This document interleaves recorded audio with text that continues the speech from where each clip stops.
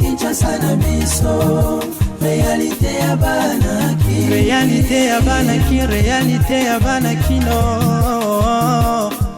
Équipe gouvernementale les hommes na Dubaï bisika wapi bakei na mission officielle kokutana na compagnie à construction ya port en eau profonde de banana pona kosola pe kotala applicabilité ya makambo ndenge nini ezali kosalema. Gouvernement congolais a examiné ba recommandation et enseignement national concernant état de siège pe a évalué ki yango lors ya réunion yango.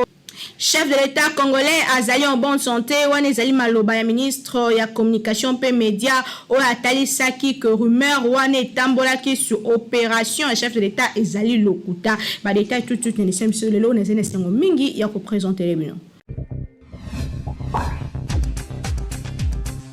Bote édition la bicho lelo bandi tikato fongola yango na ngambu ya Dubai wapi quelques membres ya gouvernement Sama Lukonde bazwami pona kotala makambo etali construction ya port en eau profonde de banana nini penze zolo ba makuna image fait commentaire.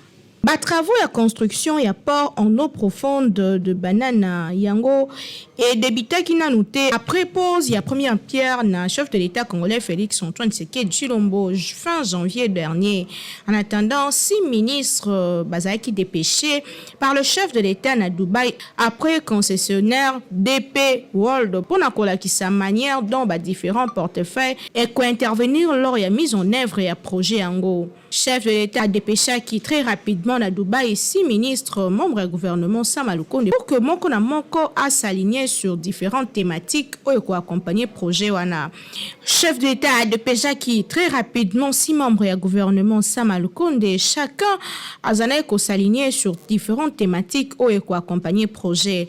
Il y a quelques jours à l'obelaki ba condition ou ça que chaque projet est à l'obligation il y a Moko to mususu pour que le gouvernement congolais et longo na 2P World ba gagner marché pe construction ya port wana na mise en œuvre ya projet parti ezali ko surveiller pour na koyeba nani ya kosala nini pour que makambo etambola malamu. Na bo chef de l'État a telemeli penza ko ba parti nyonso basala mosala bango pe moko na moko ayeba nini ya kosala pour que nyonso etambola malamu. Ndenge ministre ya industrie Julien Paluku a expliqué que lors ya retour na ye jeudi na Kinshasa en provenance ya Dubaï.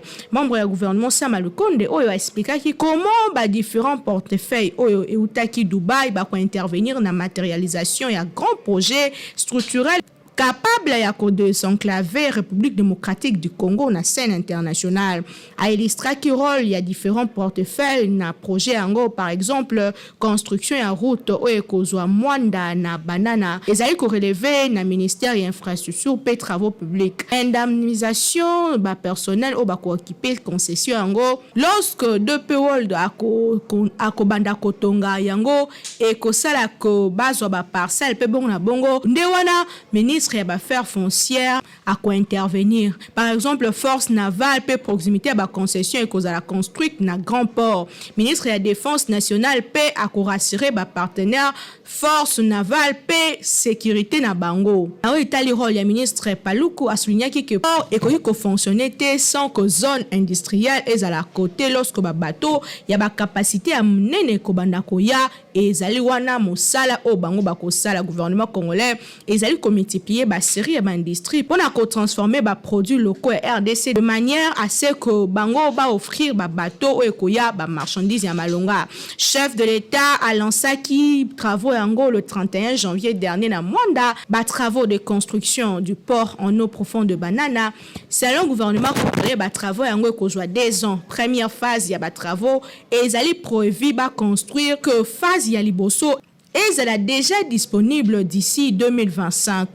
kobosana te que investissement ya ba travaux en eau profonde de banana ezali estimé na 1,3 milliard de dollars américains na bato basalaki ba critique pe bongo na bongo esengeli koyeba ke mosala ezali déjà kobanda kasi esengelaki ministre na ministre aye ba rôle akojouer na likambo yango pour komisala etambola lolenge esengeli nde yango esalaki que ministre bazala dépêché na Dubaï pour bazala éclairer na musani bakosala Kinshasa et l'équipe partout. Ministre de la Communication et Médias, porte-parole du gouvernement, a démenti une rumeur selon laquelle chef de l'État Azali opéré a tali que chef de l'État Azali bien portant pe azomi na Bruxelles tango kaka azozonga très bientôt pe Azali en forme kolanda ba rumeur o etambola kite bolanda yemoko Patrick Muyaka Tembo Nenga lobaki. Sima ya porte-parole ya président de la République et comme tour ya gouvernement congolais ya komata na créneau pour na rassurer opinion sur état de santé ya chef de l'État. Le ministre ya communication et médias Patrick Muyaka Tembo a affirmé que président ya RDC Félix Tshisekedi Tshilombo azali malamu ye a subi aucune opération na niveau ya motema na ye. Pour la auteur, il y a rumeur wana azali ko faire partie ya ba journaliste propagateur de fake news. Atalisaki que ezali na cadre ya salubrité médiatique oyo ezali qui évoqué na président de la République lors ya ba état généraux de communication et de médias. Salubrité médiatique dont le président Félix Tshisekedi Alobaka et hier lisusu ko concerné presse étrangère oh bango pe nanga mona bango ba diffusa ki nouvelle ango kolobake président RDC azalaki sérieusement malade na Belgique et que ba salaki opération à motema alors que information ana ezali lokuta Koyoka porte-parole ya président Félix Tshisekedi Kasongo Nyema, le chef de l'État azali na Bruxelles na cadre ya visite strictement privée. To rappeler à qu'information sur prétendue opération chirurgicale ya président Tshisekedi ezalaki annoncé na moko ya ba journaliste ya quotidien belge selon lié président ya RDC azalaki évacué d'urgence dimanche dernier na Bruxelles wapi basalaki opération du cœur na succès. Kasi famille pe ba proche soit chef de l'État et même porte-parole na ye na gouvernement congolais ba démentir information ngo kolobaki ezali le kuta chef de l'État congolais azali en bonne santé kasi ami zwami na Bruxelles pour na visite moko privée Kinshasa et qui partout.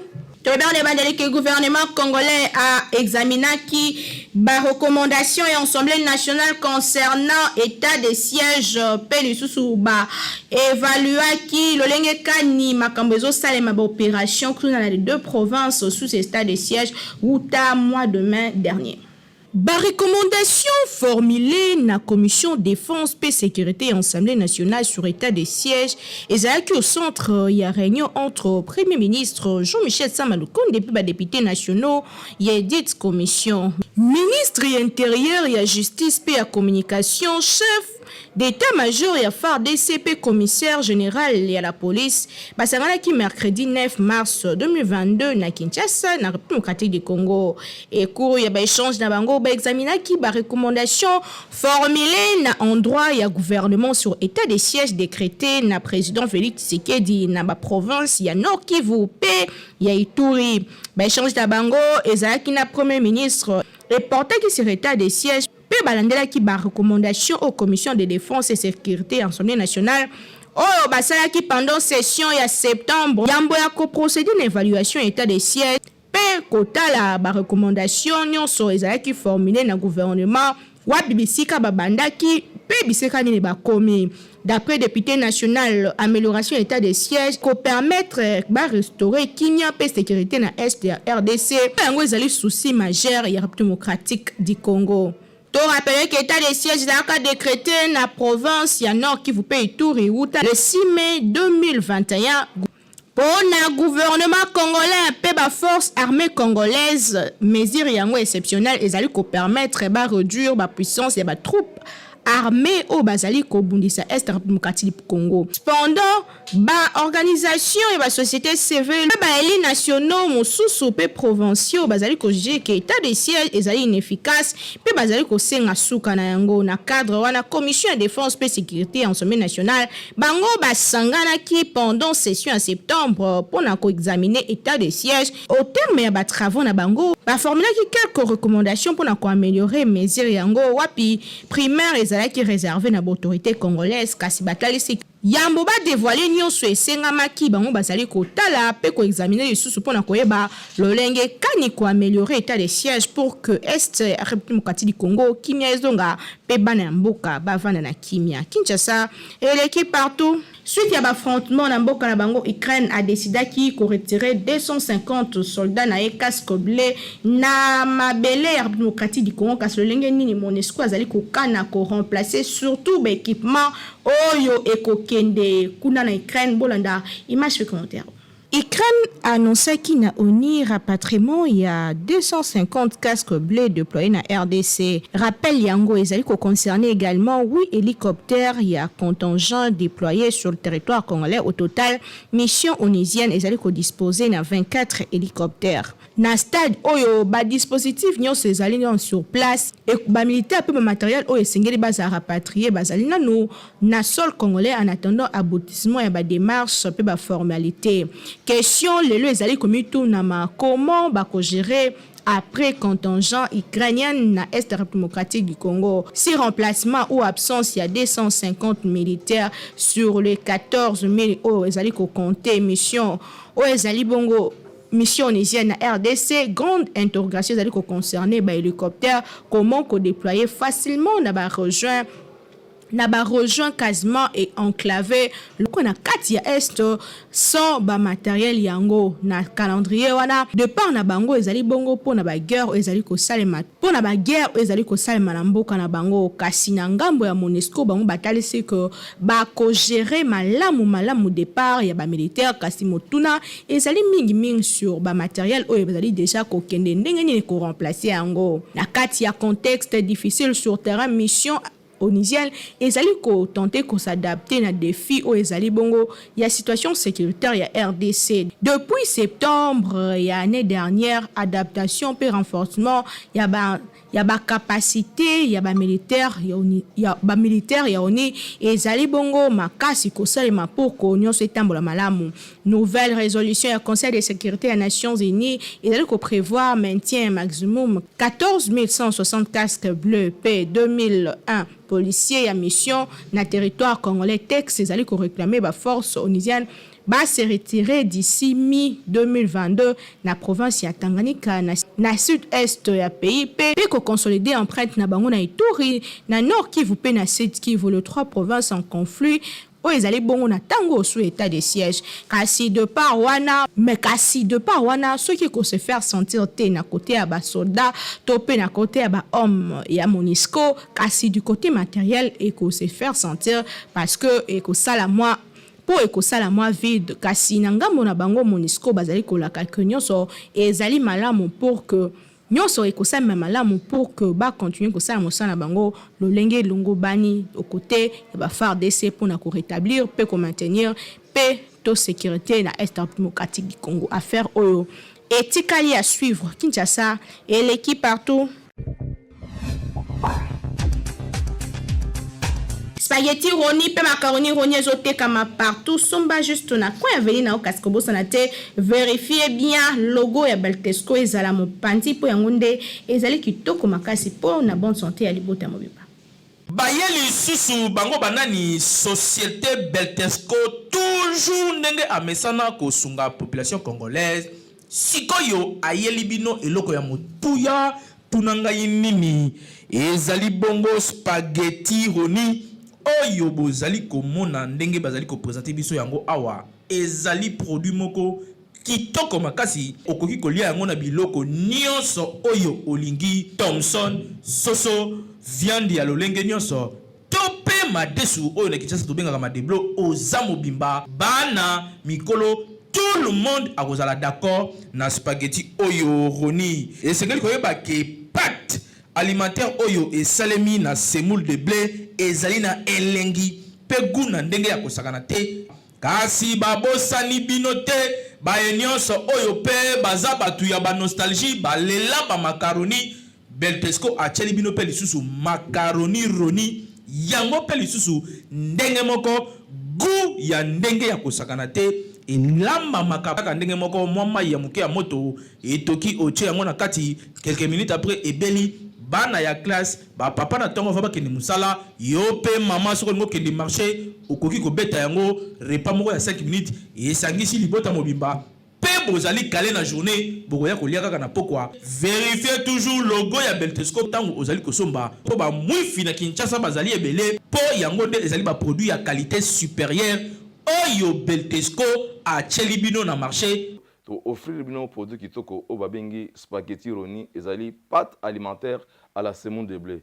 Pâte alimentaire à la semoule de blé oyo ezali kaka spaghetti roni oyo esengeli ko lesama na mabota na biso maman responsable papa responsable ba étudiant ba coopérant spaghetti ezali kaka moko ezali spaghetti roni oyo ezali la qualité supérieure oyo spaghetti oyo baleka ngo partout to zali na produit mususu babengi ya kitoko makasi babengi macaroni ya Beltesco en tout cas ngala benga ngo kima kinkaka ezala petite ya consommation na bino mikolo nyonso ya kolia macaroni roni na spaghetti roni po ezali biloko oyo ezali kotonga nzoto ezali kopesa biso nzoto makasi po toyeba ko vivre longtemps na mokili ezali cadeau signé Beltesco mwana mama yebela pona kolia biloko ya qualité il faut toujours Beltesco po yende akanga Kinshasa République démocratique du Congo mobimba uta batango ebele autre bakite tolobi Kinshasa et l'équipe partout.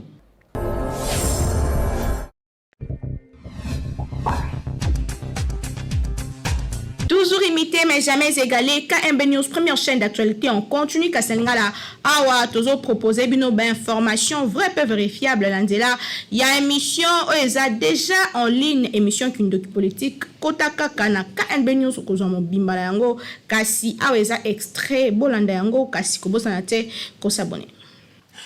État de santé naye c'est un homme étant humain, aroki kobela et azupe baso abiki. Il n'est pas important de dramatiser Ramakam. Tant que les bandeko baye ko lobaki ezali lokuta, oui tu ndimi que ezali lokuta. Bongo soki batoa na ya Belgique. Information de bango après quelques jours il s'avérait vrai. To pesa encore confiance na baïba ko tambusa biso toto boya. Pour namboka na biso to ndimaka kaka te Kabila le père a kufi na ye na bureau mais gouvernement bisaki biso ke azamala. On ne souhaite pas que les lots, moi, n'amboka akende la ngonga o. Non. Mais du moins, qu'on nous le dise, c'est normal, c'est un humain, à côté de Bela, et c'est normal. Tout dramatiser à moté. Alors, quand on a dit Kamboya, bateau, bako kende, bazaki na congé, bakende par, bazonga vacances. Est-ce que bateau, bazaki na vacances?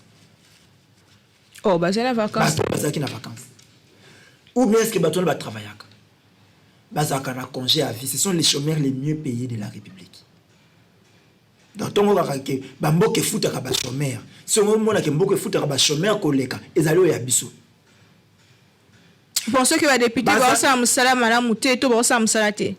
So to kolbi ko sa musala malamu te, c'est-à-dire ba o sala ndambo ya mabe. Mais bango ba ko sa elo côté. Tango ba tia ka moto ba pesi voix yo ku ngongo na yo pesi na moto akende. Akenda rapona ko bundela yo a défendre yo. Akomi avocat na yo. Opesi mongongo banda koloba na sika na yo sika tala bato yo pesi biso to pesa ki mongongo bisika bakei ba koloba pona tina na biso to pona tina na bango bakei koloba pona tina na bango yo koka moto yo pesi mongongo na yo bengi ke yo nga na bengi na pesi molobeli nanga akoloba clair na miso ya bato akoloba clair na itando keke balaka ki ngai mutuka nakabona na bato yo na ya la koto balaka ki ngai mutuka moso koloba ke ba pesa nga mbongo na kende ko corrompre. Mais est-ce que les Camerounais tout ça les Camboya si que ça déjà le ko ça les maranakati ya parlement na biso ba les stations sur bazaka mitu kana bango dans la kati ya contexte les Camboya pesa les mutuka balobaki na ngai na ko isa mabunda balaki biso ba jeep lutte contre la corruption non mais balaki ye mutuka donc au lieu ce qui était normal aujourd'hui le individu au généralisé en na ba élus nationaux n'est-ce pas qu'il a parlé au nom de il est parmi eux, il est parmi c'est la démocratie. Restons là. Oui. C'est la démocratie. Moi aussi, étant citoyen, premier devoir nanga, c'est de contrôler la politique et les politiciens. Or, la carte de contrôle de la politique, on comprend que c'est parce que ceux qui semblent diriger, ceux qui ont la charge de diriger, commissaire un privilège au lieu de devoir, au lieu de charge. Au lieu de ça, Kanyaka. Mais ils se retrouvent tous dans ça. Tant que à l'époque, il y a des coupés, il y a des coupés,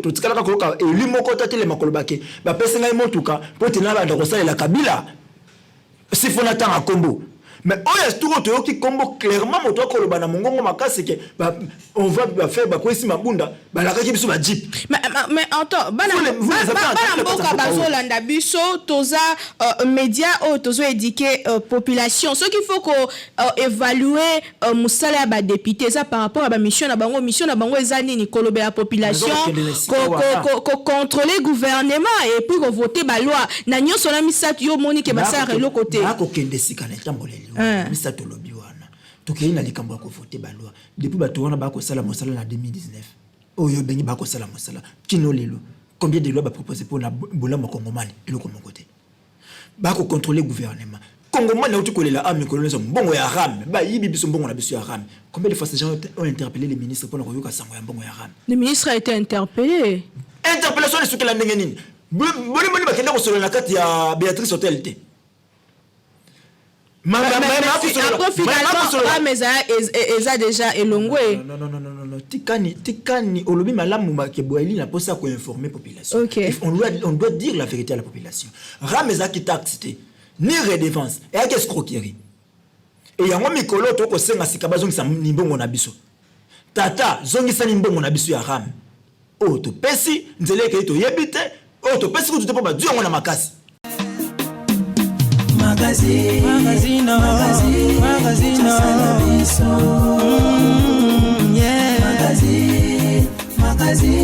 Kinshasa na biso. Réalité ya banaki, réalité ya banaki no.